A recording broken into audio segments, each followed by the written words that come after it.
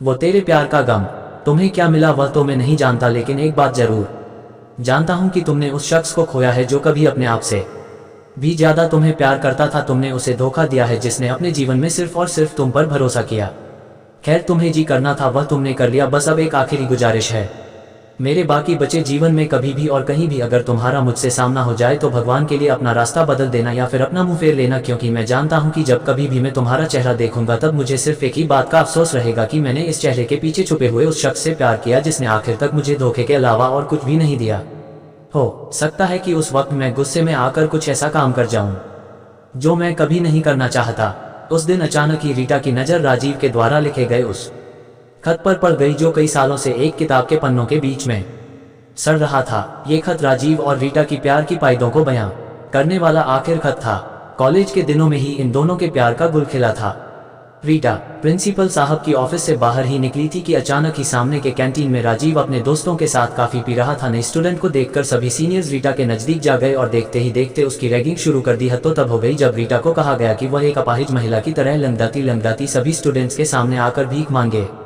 रीटा के लिए दिल्ली शहर बिल्कुल नया था और यहाँ के लोग भी। वह बिल्कुल घबरा गई और फूट फूट कर रोने लगी। उस समय राजीव ही था जो एक फरिश्ता बनकर उसे बचाने आया था। उसने सभी सीनियर्स को खूब डांटा और उन्हें रीटा से माफी मांगने के लिए भी कहा। उसी दिन से राजीव रोटा के मन को भा गया। धीरे धीरे उन दोनों की दोस्ती बढ़ने लगी, दूरियां नजदीकियों में तब्दील होने लगी और एक दिन रीटा ने सामने से ही राजीव को प्रपोज कर दिया। राजीव को भी रीटा बहुत पसंद थी, उसने भी उसे खुले मन से स्वीकार कर लिया। समय बीतता गया और उनका प्यार परवान चढ़ते गया। बात शादी तक भी आ पहुंची।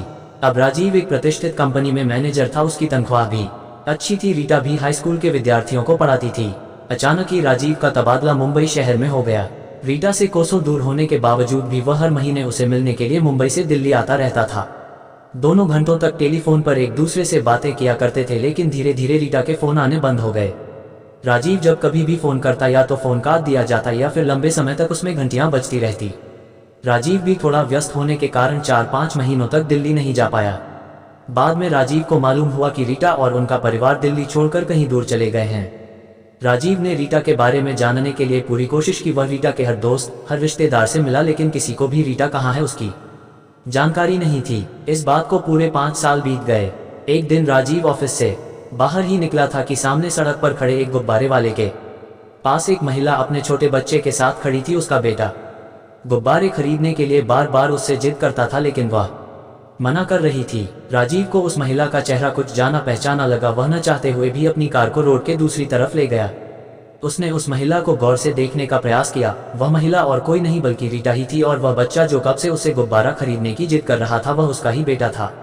एक मिनट के लिए राजीव अपने आप को संभाल नहीं पाया। रीटा अब तक कहाँ थी और कब उसकी शादी हो गई? उसने क्यों मुझे नहीं बताया? ऐसे कई सवाल थे जो राजीव को परेशान कर रहे थे। उसने धीरे से अपनी गाड़ी का दरवाजा खोला और रोटा के नजदीक आकर खड़ा हो गया। एक पल के लिए तो अपने सामने राजीव को देखकर रीटा हैरान ही रह गई, लेकिन बाद में अपने आप को संभालते हुए सिर्फ फॉर्मेलिटी के लिए उसने न चाहते हुए भी कहा, हेलो राजीव, कैसे हो? जिंदा हूँ, राजीव ने कड़वे लहजे में जवाब दिया। उसके जेहन में पिछले कई सालों से जो सवाल एक शूल की भांति चुभ रहा था वह आज बाहर निकल ही गया। रीटा, तुम बिना बताए कहाँ चली गई थी? मैंने तुम्हें कहाँ कहाँ नहीं ढूंढा।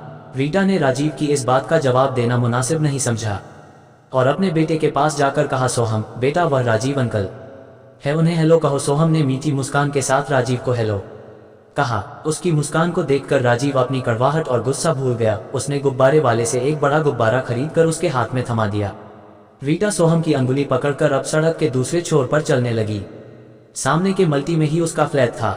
राजीव ने सोहम का दूसरा हाथ पकड़ लिया। राजीव बार बार एक ही बात रह रहा था, जिससे परेशान होकर आखिर में रीटा भड़क गई। देखो राजीव, अब हमारे बीच में ऐसा कुछ भी नहीं रहा जैसा तुम चाहते थे। कहीं मेरे पति ने तुम्हें मेरे साथ देख लिया तो मेरी गृहस्थी बर्बाद हो जाएगी।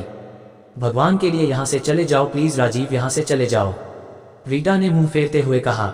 आज रीटा पूरी तरह बदल चुकी थी। यह वही रीटा थी जो कभी राजीव के लिए अपनी जान देने के लिए भी तैयार हो जाती भी, लेकिन अचानक उसे क्या गया? आधी अधूरी बातों से राजीव को ये तो मालूम हो गया कि रीटा ने लंदन के एक बड़े उद्योगपति मोहन अग्रवाल से उसी समय शादी कर ली थी जब वह मुंबई में था। ये रिश्ता रीटा के चाचा जी लाए थे। उस वक्त रीटा असमंज में थी कि वह किसे चुने। एक तरफ राजीव था तो और दूसरी ओर मोहन के सामने राजीव की औकात फूटी कौड़ी की भी नहीं थी। उसके पास पुरखों की जायदाद और एक बड़ा कारोबार था। घर में 10-10 नौकर थे। वह रीटा के वो सभी सपने पूरे कर सकता था जिसे वह दिन रात देखा करती थी, जबकि दूसरी ओर राजीव के पास उस व्यक्त रहने के लिए खुद का एक कमरा भी नहीं था। काफी सोच विचार कर अंत में रीटा ने प्यार के बदले पैसे देखकर मोहन से शादी कर ली और उसका पूरा परिवार दिल्ली छोड़ लंदन जा बसा। बेचारा राजीव आखिर तक ये बात नहीं जान पाया कि वह सालों से जिस लड़की की प्रतीक्षा कर रहा था वह आज एक लड़के की मां बन चुकी है और मुंबई में अपने एक रिश्तेदार की शादी के लिए आई है। राजीव, जब तुम वापस चले जाओ, मेरे परिचितों का घर आ गया है। वो हम दोनों को जानते हैं, प्लीज चले जाओ, रीटा ने सामने वाली बिल्डिंग की ओर इशारा करते हुए कहा। लेकिन रीटा, मेरी बात तो सुनो। राजीव अपनी बात पूरी भी नहीं कर पाया और रीटा अपने पति का विजिटिंग कार्ड देकर मल्टी के भीतर चली गई। कार्ड में लिखा था, मी Mohan Kumar Agarwal, MD fortune privately, London. उस मल्टी में 2-3 तक शादी का माहौल रहा। शादी खत्म होने के बाद जब रीटा अपने परिवार के साथ लंदन जाने के लिए रवाना हो रही थी, तभी मल्टी के चौकीदार ने उसे एक लेटर दिया और कहा कि मैडम, यह एक साहब आपके लिए छोड़कर चले गए हैं। ये वही लेटर था जो रीटा आज पढ़ रही थी। उसने उसका दूसरा पन्ना खोला, जिसे पढ़ने का कष्ट रीटा ने आज से पहले कभी नहीं किया था, जिसमें राजीव ने एक बड़ी बात लिखी थी। रीटा, मालूम नहीं क्यों मैं चाहकर भी तुमसे नफरत नहीं कर पाया।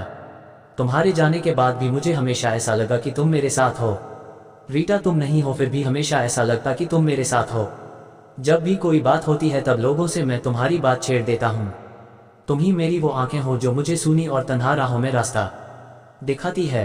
तुम्हारे मुस्कान को याद करके मैं दुनिया भर का गम भूल जाता हूँ। मैं तुम्हें कल भी प्यार करता था, आज भी करता हूँ और हमेशा करता रहूंगा। हो सके तो अगले जन्म में जरूर मिलना।